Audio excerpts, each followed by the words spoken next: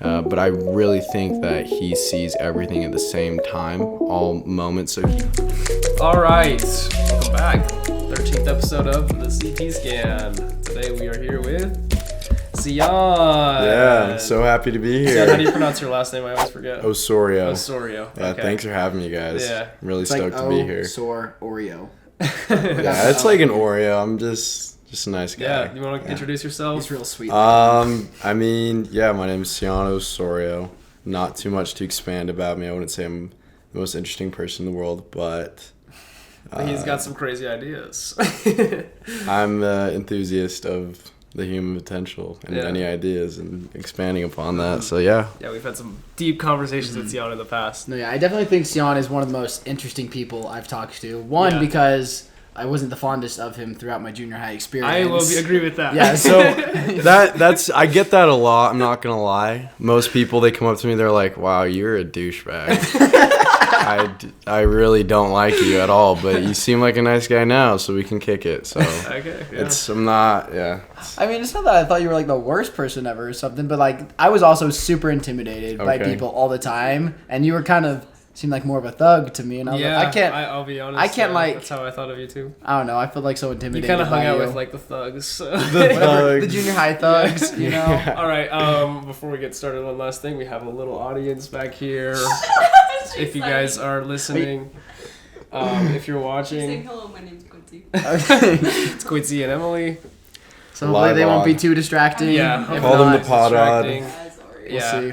But They're too distracting. We'll send them outside Yeah. and play around. You know how kids are. Yeah. Would you like a bev today, I Cian? would love a bevy. What would you like?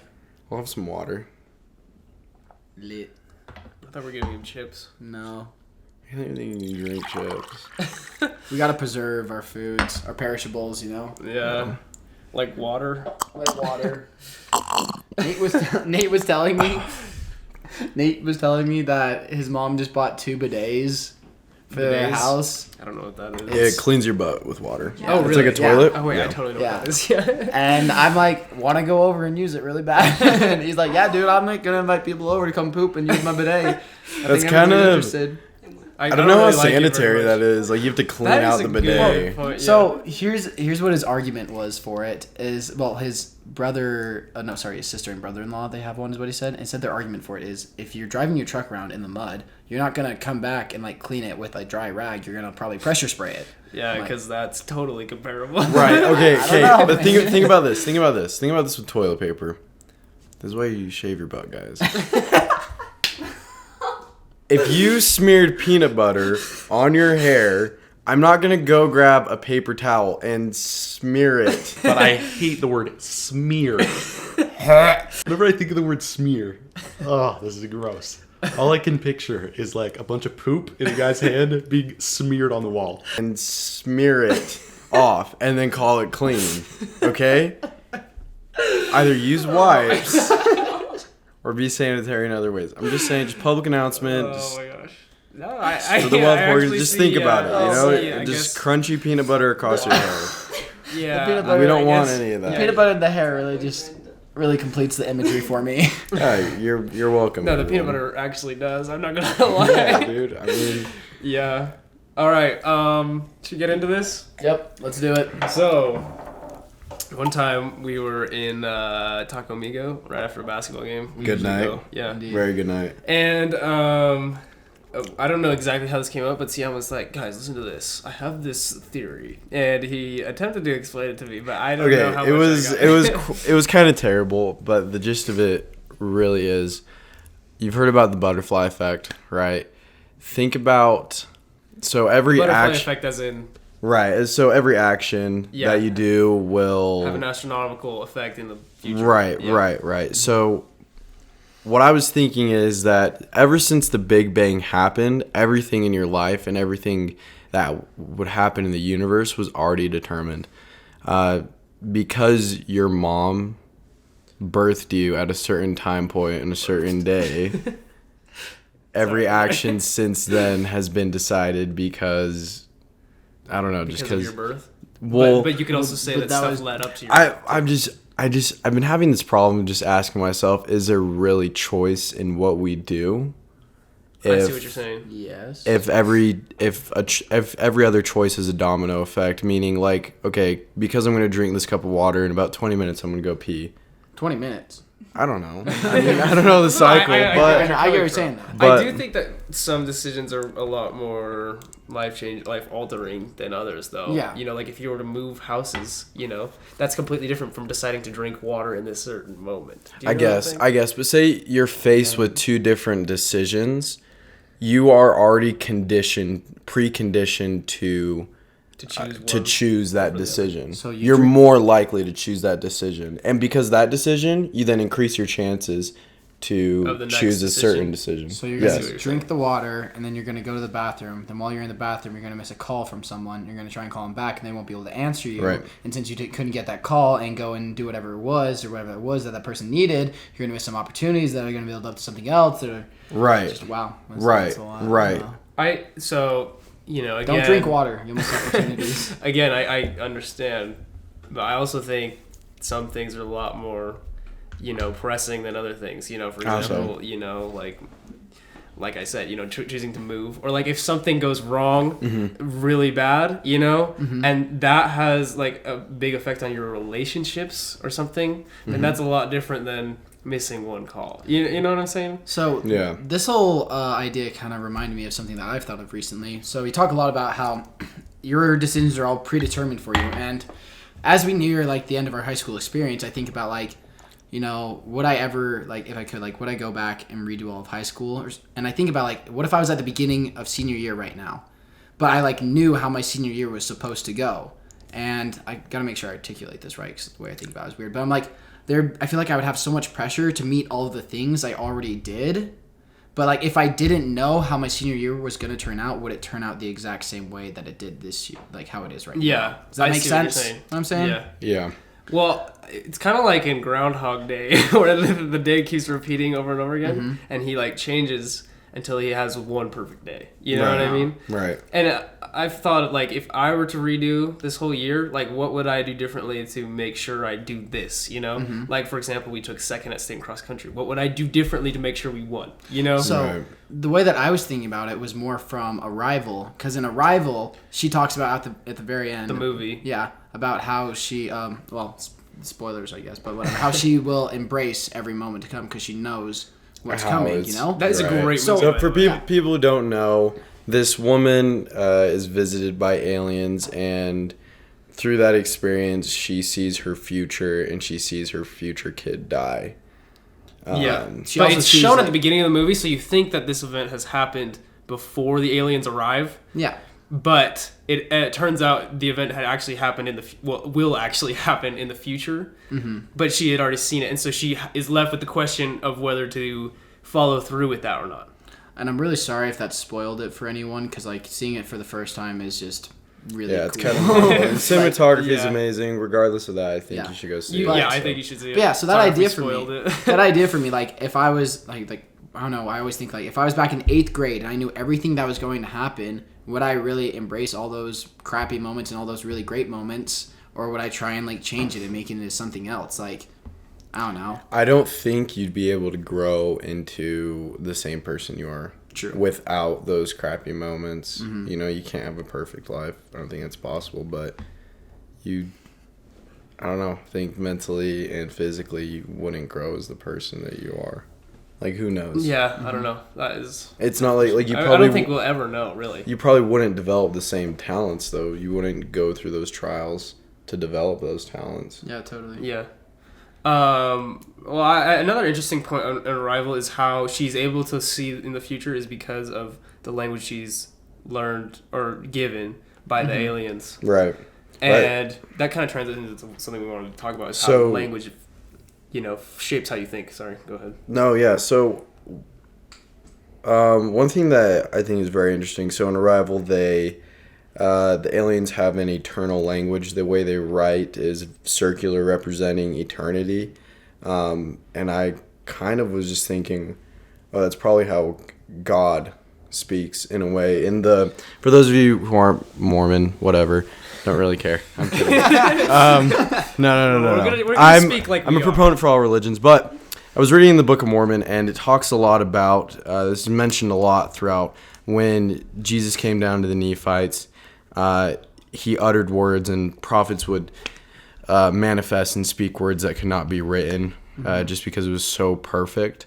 And it got me. That was really trippy. Yeah, it is. There's trippy stuff if you go deep about, but it made me think about how God sees time and how it's a completely different realm than the way we look at things. So of course we look at things linear. So we always think there's a past, there's a beginning, there's an end.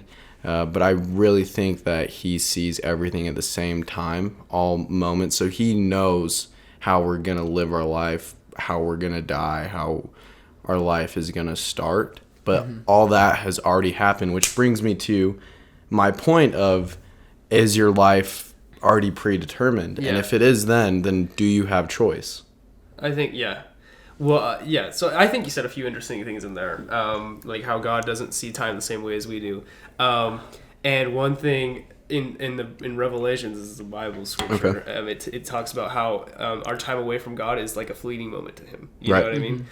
So I think that, like you said, God doesn't really see time the same way. I know you're itching to say something. No, it's more, not that I'm itching. It's more that I'm like just thinking really hard about something. It's just like I keep bouncing around different things, and like I would go all over the place. Like for instance, you talk about like the language that we think determines how we think and how English is linear, and I was like thinking about like how we would think when we were children and didn't know English, but then I like read in some like article about how we're actually just building neurons, so that like disproved that kind of. And then I was like, what if I just like locked myself in a room for so long that I forgot English completely? How would I process the world around me? Yeah. So when I was driving my car, I started speaking gibberish for like 10 minutes straight. And I was just sitting there like, could you understand yourself? It didn't mean anything. That was the thing. I was there just like, oh my gosh. And like I would just do that, and like, but I would have different inflections. Like it's really random. I don't know why. I felt like bringing that up, and I don't know where I was going. But like going back, one more time back. You talk about predetermined, like that whole idea that your life is predetermined. And for I can't even remember what her name is in Arrival. But her life basically like was predetermined, but like, or could she actually change it? Yeah. Like there's this like unanswerable question. Like was she really like making the decisions to have that type of life, or was she able to, I don't know, change it up? Well, something interesting is like there's always the present moment though, and it's really hard. I don't think it's necessarily possible, even if you were to speak a different language, to see past the present moment. Maybe because you learn yourself differently, and what your choices are going to be. But even God experiences moments of sadness, you know what I mean? Because and there's a scripture in Pearl of Great Price, it's in Moses, and God looks down on the children and he weeps. Right. And a prophet, I don't remember who. It would start with an E. It was Enoch or Enos. Probably Enoch. He asked him, "Why are you sad?"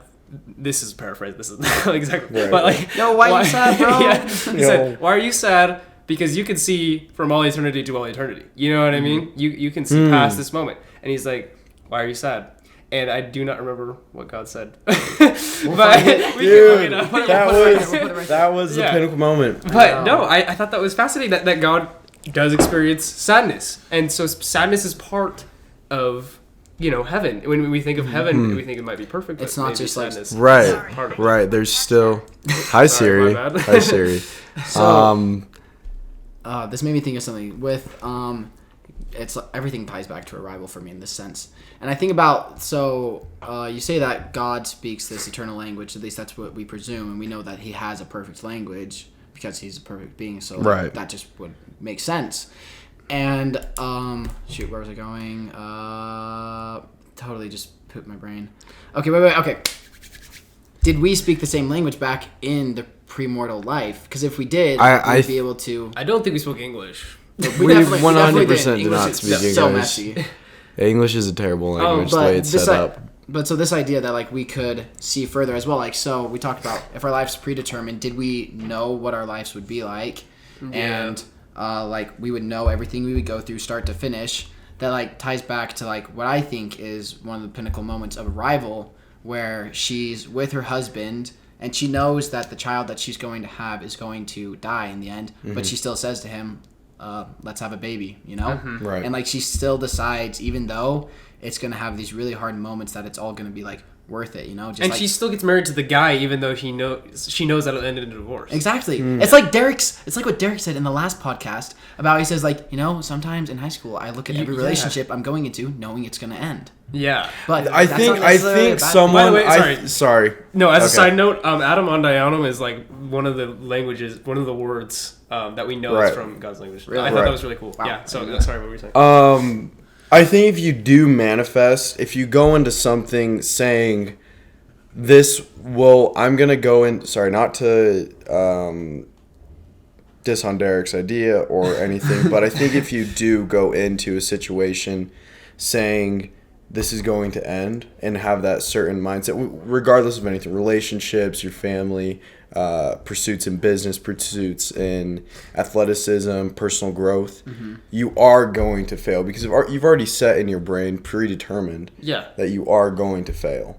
Yeah. Yeah, I know what you're saying. So, I mean, I totally understand. I mean, I think we've all been in situations like, okay, this isn't going to work out. I could.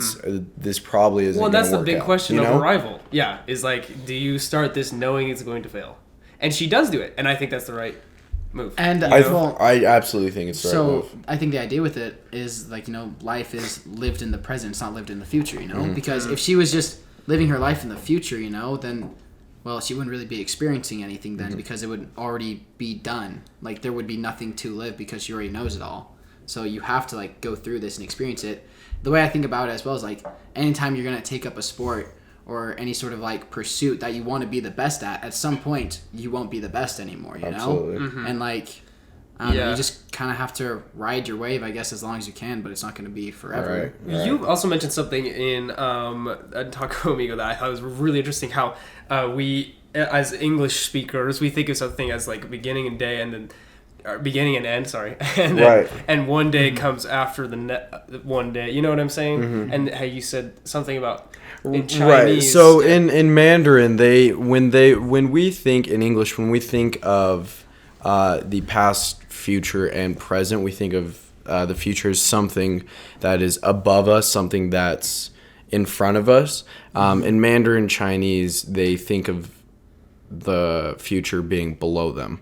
And I thought that's interesting because it ties in into how they live. Yeah. And they also read, you said they read up and down. They read up and down, yeah, and I think that's quite interesting. But I was really interested in old Mesoamerican languages, which is coincidentally the land of the Book of Mormon. But the Mayans, they were one of the two only ancient civilizations to come up with the concept of the number 0.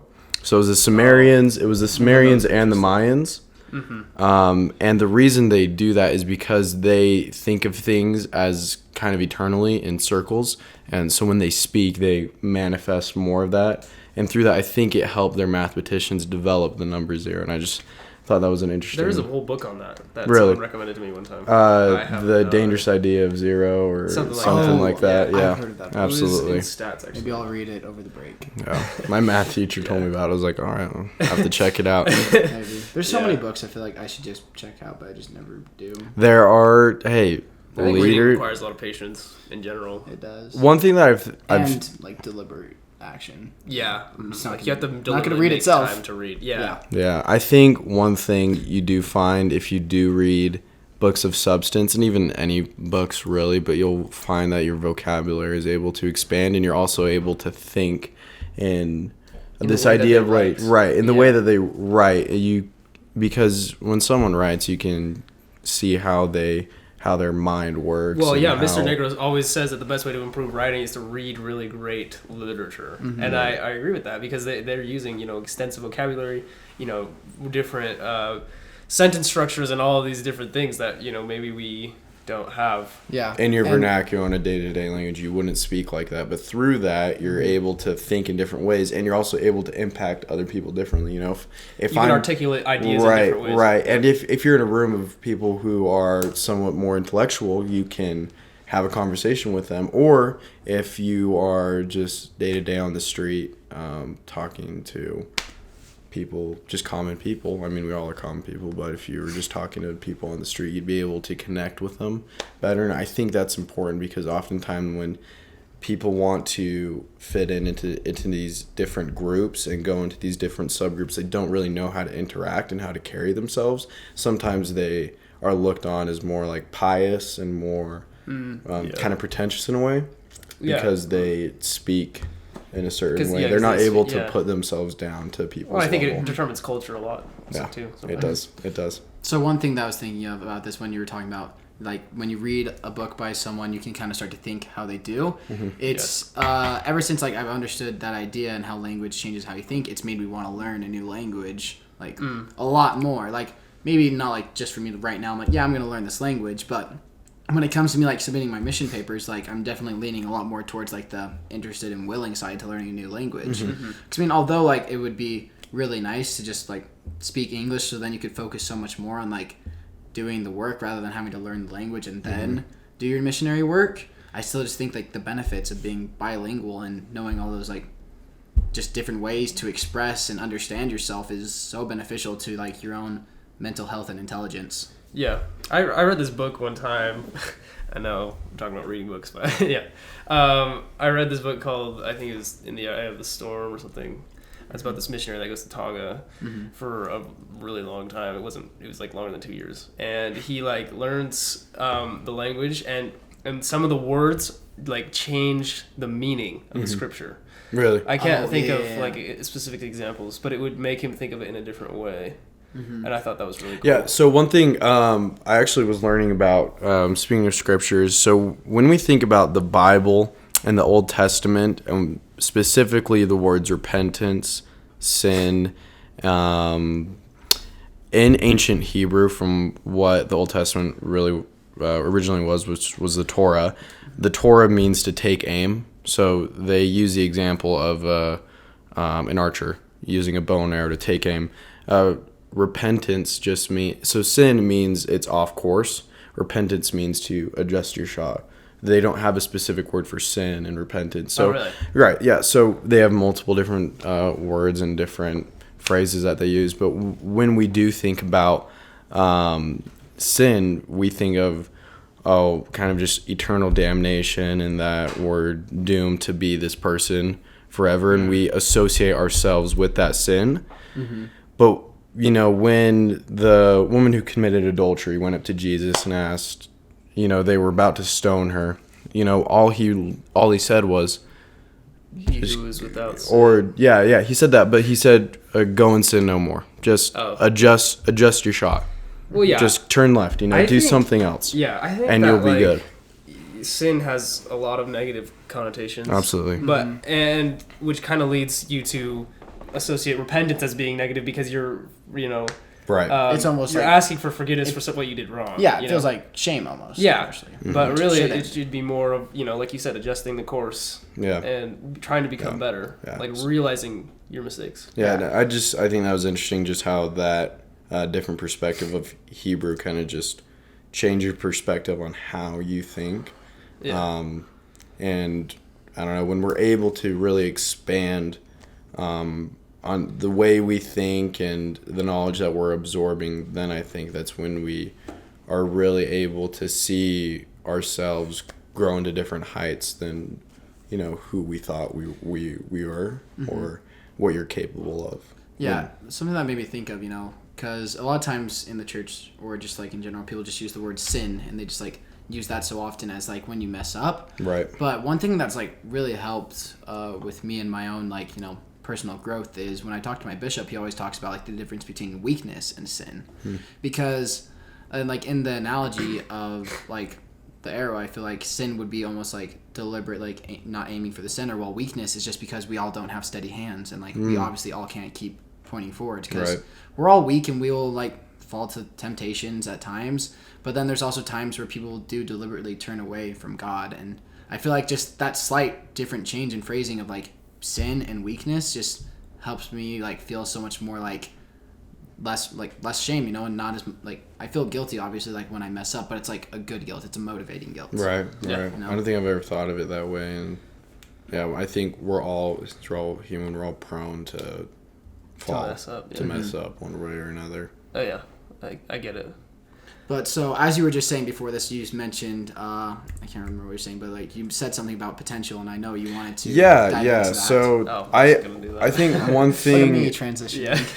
So just an interesting thing that I was reading, in the Pearl of Great Price, when Abraham is interfacing with God and he's talking to him, I know we're talking a lot of scriptural stuff, but I think there's great information in there, even if you're not religious. But God showed Abraham all the noble intelligences of people, and he referred to these beings as intelligences, and they were all there in the pre-existence, and these were the people who were preordained to have a very specific role on earth and have a great role on earth. And it kind of just, this whole idea that we're able to become gods and have eternal perspective eventually and be something more than just this like physical realm. I think we should live life every day wanting to progress and wanting to improve to get to that point.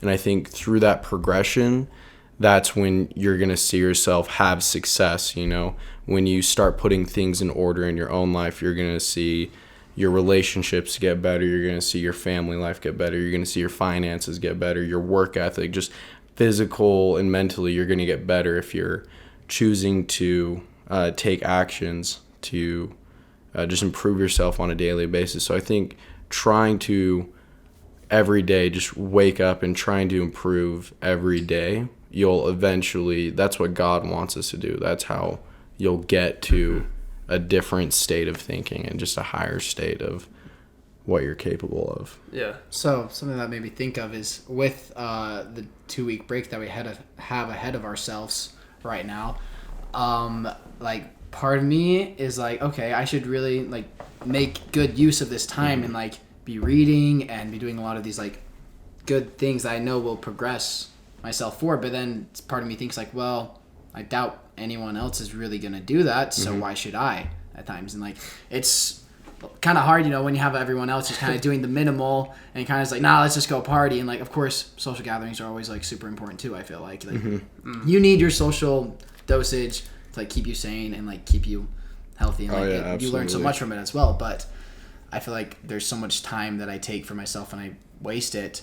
But I think it's because I look at like learning almost too much as a chore rather than an opportunity and more of like a love for it, you know? I really enjoy growing. Yeah. I think, sorry, I know you're going to say this, but I think you need to absorb the idea of wanting to fall in love with learning. It needs to become a passion. If you really do want to be successful in life, whatever you define success as, you need to fall in love with learning. And you know, you always hear readers are leaders.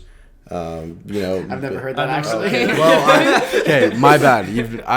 My bad. But you sometimes hear it. okay, from Cian, you heard that. Yeah, there it is. But I think Cian you need Osorio. to fall in love with learning. Like you were saying, it's so easy just to do the minimal amount of work that's needed. Well, you yeah, know? so that's kind of what I've been trying to say here, but is like kind of putting what I'm hearing a lot of is the natural man. We refer to that a lot in the LDS faith, but like the natural man, they doesn't really want to do these things. You know, they don't want to learn. You know, they don't want to improve themselves really because it's so much more comfortable to sit down and watch TV all day. You know, Right. And it's like then at what point like. I mean, I do think that like sometimes. Like, if you're really sick and you're just itching to do something, that you should listen to your natural instinct. You know what I mean? But a lot of the times, I feel like God has put these natural instincts in place for a reason and for us to overcome them. For example, like Absolutely. the sex drive. You know what I mean? Like it's there to tempt you, you know, and you have to overcome it. Yeah. And like waking up in the morning stuff can sometimes be really, really hard. Yep. And you just, you know, you naturally just want to go back to sleep. Just stuff like that, like the natural instincts that we have, have to be overcome a lot of the time in order to improve. Right. Like you were saying. Right. Yeah. So, just if you lived your life just satisfying every every want you needed in that moment, you'd become a slave to those drives, to those instincts that you have, to those cravings you have. You'd become a slave to that. You know, if every time I wanted cake, I went and got cake, I'd be 400 pounds. I don't know why cake sounded so I'd be on the couch. But then cake's kind of gross, honestly. But like if I wanted like tacos, you know, I'd be like 400-pound Mexican. You know, we don't. The world doesn't need that. But you become a slave to these things. If you have an addiction to spending money, you're gonna be in debt, and then you're a slave to the bank. So you never really have free choice and free will. Say you're unhealthy because you decided to sit on the couch all day. You really want to go outside and live life and go on a run. You physically cannot because you already predetermined that with the actions that you took. Well, yeah, I think like you were saying about, you know, eating cake all the time. I you know, it's a natural instinct to want to eat, you know? Right. And I think something, you know, in the LDS faith that we do is once a month we will go without food for, you know, say 24 hours. It's supposed to be 24 hours. But If you can. Yeah. And I think that idea of going without, you know, something essential to life for that period of time in order to have spiritual growth is really interesting. How God has made that so, like, if you go without food, then you will grow spiritually. You know, it's the hierarchy of needs. I think it's really symbolic, just that, you know, we're cutting off our natural man and like those natural instincts and just trying to, you know, overcome them. And the more like I fast, like before, it obviously was just like, okay, I do this because I'll get blessings or something like that. Right. But there's so much, tell you. yeah, or there's just like, but the more I do it, like there's so much learning to it, and I feel like you said, like you can kind of just grow so much more as you overcome your own natural like tendencies and just satisfy your intellectual needs. Right. Yeah. Yeah, and so one thing, so in today's world, it's so easy for you to just give up or quit. There's no resilience and there's no real consequence. Yeah, they're No really For Gumption. you're not your family's not gonna starve to death. You're not gonna die of some crazy disease that came out. But in today's world, you're not susceptible to the harsh conditions that they once had. No one today is gonna die from hunger. Well, in the United States. Right. There's definitely people out there who are still very hungry. Go to your local food Well, bank. I'm saying, like, Go to the Bishop store. I'm kidding. Yeah, But- hunger is a big issue in America, Still an but issue, but relative to before, Yeah, like that is yeah. such a right. smaller So chance it's to- so there's no resilience in today's world, so it's so easy to quit on endeavors that you pursue because you're like, I'm not really meant for it. There's no real consequence to me I quitting totally this. get But it. if you I live totally have done that. right, I mean, Nice. but you're setting yourself up for failure in the future if you just quit. Say 5 years from now, you really want to start a business or you really want to run a marathon. You want to do these things, but if you get to mile 6 and then you decide to quit, you're never going to hit that marathon mark. And it's so easy to quit. Right. It's so easy to quit, and there's no real consequences. Yeah. You can go home. You can go back to And you can make watching all the TV. excuse Yeah, you want, can make all know? excuses you Oh, want, it's but hot that will outside. translate to every other aspect in your life. At work, you're not going to put in that same effort. If, say, your wife, she does something that you don't like, it's so easy for you to quit on her and then leave. So this whole idea of there's no resilience today, and I think it's a very real problem facing just the modern man and also the modern woman. It's so easy just to quit on things and have just No satisfy consequence, and be able to satisfy those cravings and needs right there. And Yeah. I think it's a big problem in our society because it's tearing apart who we are, and we're not going to be able to reach our full potential if we're always just able to quit and go sit down, Yeah. No, So- or Yeah. leave the situation out of fear. So I definitely have like a lot to add to that, but I have a question in reverse, I guess. Besides bad situations, when is it okay to quit then? when it's harmful to you. Right. Well, yeah, Yeah. like- I think. No, I totally get this question. Yeah. This is kind of what I was talking about, like whether you should listen to those natural instincts, because Yeah. obviously you're not going to go without food, for spiritual growth for 40 days. Right, exactly. Yeah, and we're not all capable. I'm not saying, be Superman. That's not possible. If you feel like you have that urge to quit, you probably can do some more. I mean, it's the difference between, in cross country, I see this a lot, where people will make an excuse of this little minor injury, and like use that as their excuse to not run, day after day after day. Whereas people who legitimately break their leg and can't run, you know what I mean? Yeah. Like it would be doing more harm to try to keep running than Right. to, Right. tough it out. Absolutely. That's like something that's super hard for me to deal with. Like when I was climbing, I was like prime of my health. Like I was never injured when I was climbing, so I could put in 100% effort every single practice, and it felt so good. But right now at lacrosse, my knees suck.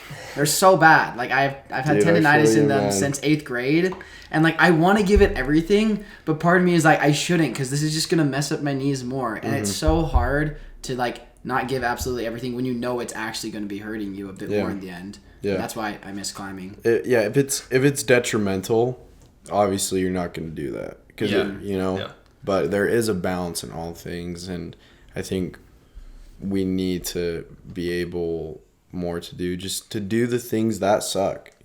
Put Yeah. yourself in To wake positions. up, at 6 a.m. Oh, Rise and Yeah, grind. yeah. Well, put yourself in situations of adversity, because Totally. that will ultimately make you a better person, and being able to, smile in the face of adversity. And when there's a challenge in front of you, that's when you're gonna become the best person you can be. One of my favorite philosophers, Marcus Aurelius. He was the last great Roman emperor. He's this awesome Stoic philosopher. But one thing he did say, death smiles at all of us. The only thing we can do is smile back. So you should be waking up every day wanting to give your absolute best. Of course, you're not going to be Michael Jordan. You're not going to, you could be. Overnight. Right. You're not going to be that overnight. But willing to just give your personal 100% effort every day with whatever it is. I'm not saying wake up at 4 a.m., go to the gym, be some Navy SEAL. You don't need to do that. But if you put in your If you're doing hard 100% things, effort, yeah. you're going to get better eventually, and you're going to see your life improve with that. Yeah. I want to start writing things because I get all these ideas and I can't keep them. Because there's so many things that you said just right there that I like had something to add to. And for instance, you talked about like placing yourself in adversity. And for me, like that's why I love doing sports and why I love doing climbing, because like you have to, especially with rope climbing, because sometimes it's so scary to get on a harder route that you've never done before. But just like putting yourself on that route and not letting yourself cheat on it and just making yourself do a hard thing like that. But for me, like I haven't done that in a while. So one thing that I do, simple, hard thing I do every day is take a cold shower.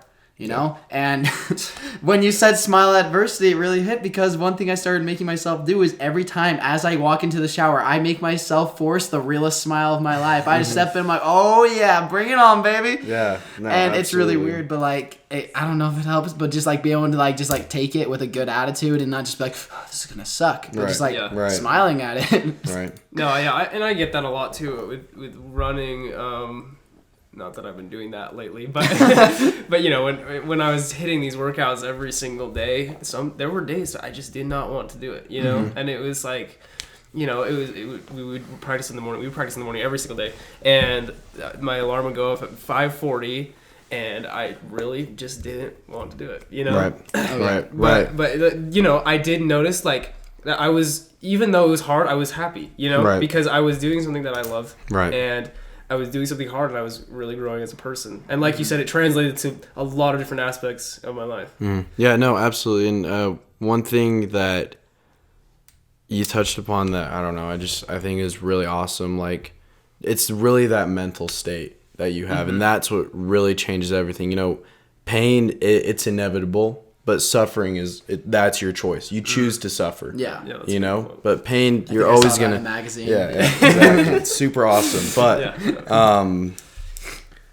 I think it really comes down to your mental state. And one thing I do see a lot with just a lot of people, and myself included, we choose not to do things just out of fear. Because you think you're not going to be good enough. You think that you won't be capable of these great things. So we're not willing to step in it.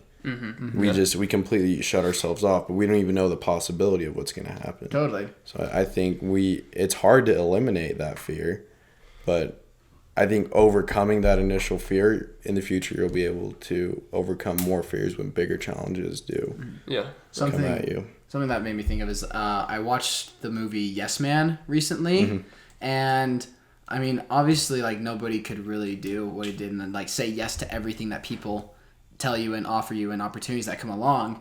But after I watched that, I'm like, there's, like, more I could be doing with my life. And obviously, like, I feel like my life is pretty full, and if I wasn't doing any of these other things, I would just put more time into other stuff. But, for instance, like, taking up lacrosse, like, there's absolutely no reason I had to do that. I fill my time plenty as it is. Right. But just taking these opportunities and just trying out all these new things, like, you can just grow and learn in so many more different and new ways. Sorry. Like, just like the different books that you're reading, just how you can learn and grow from those new different things. And I don't remember what you were saying just before this to tie this into. Just for some reason brought it up. But yeah. Well, I think, one thing we don't realize how much time we waste in a day. Oh, yeah. And one of my favorite people on earth, you know, Elon Musk, one thing that his company does, they work 80-hour work weeks. And they're able to accomplish so long. what companies they're able to accomplish it in 6 months, what other companies would take 3 years to accomplish. Yeah, I see what you're saying. You know, and I do think, you know, like we've been talking about, there is a balance. You know, yeah. Because there was one point where I was like, you know, like waking up early in the morning to work out, and then going immediately after school, and then going and playing basketball after that, and like all of these things all the time. And so I never had a second to myself. Right, you and get burned out in a week. Yeah. It didn't even, you know, it was 1 week. And I couldn't handle it, you know. Maybe some people can, but some people are just machines. Yeah, and they really just. But there is a balance. You know, making time for yourself, I think, is important. Yeah, no, there definitely needs to be. I think you as a person, you need quiet time away from everything. You know, and I think that's a problem when we have our phones in our hands 24/7, so we're constantly being fed information or noise, and you can fill your brain all the time. Yeah, you can, like just some passive entertainment. I was at the doctor's office earlier this week for them to clear my toe, there was an hour wait for this. Tanner's got a cute toe. Yeah, I got a really cute toe right now, but there was an hour wait for it, and I'm just looking around the waiting room, and just everyone's on their phone. Yeah, and like, I put my phone underneath my chair, and then I took my mom's phone and put it underneath her chair. I'm like, no, let's not use our phones. I can't handle that when you're in a social group and everyone. I guess if your mom was there, there's something like it irks me so bad to my core when people are sitting around in a room and everyone's just on their phone. Like Yeah. And when I'm in situations like that, I literally I dip because I'm just like, what am I doing here? This is wasting time. Yeah. Also, there's nothing to do on my phone. What do other people do on their phones? Social media, TikTok. I mean, like, even then, like, that's so boring. It's just this passive entertainment. It sucks. I mean, we're all susceptible to it. We're all victims. We all do it, you know. Yeah. I but do in today's world, it's something that I think one thing that will be beneficial to you is just taking time. Just go somewhere quiet and just be with yourself. Yeah. Do nothing. Yeah. And it's hard to do for a lot of people because you get there, you get jittery, and after 5 minutes you're bored. You know? But being bored is like good. Yeah. Like it can be good. Drives creativity and innovation, honestly. Right. A lot of times like I want to listen to music, but like I just keep shuffling different songs like no. And after I've done it so many times, like, okay, I just shouldn't listen to music then. Right. Obviously, and just let myself just hang out in the quiet. because it's not bad. There's nothing wrong with it, and honestly, like, it's no big deal. And I feel like I can actually think clearer then still and all that. What was that little smirk for? You guys had a cute little text message pop. That was something I was saying. Yeah. Just both. Yeah.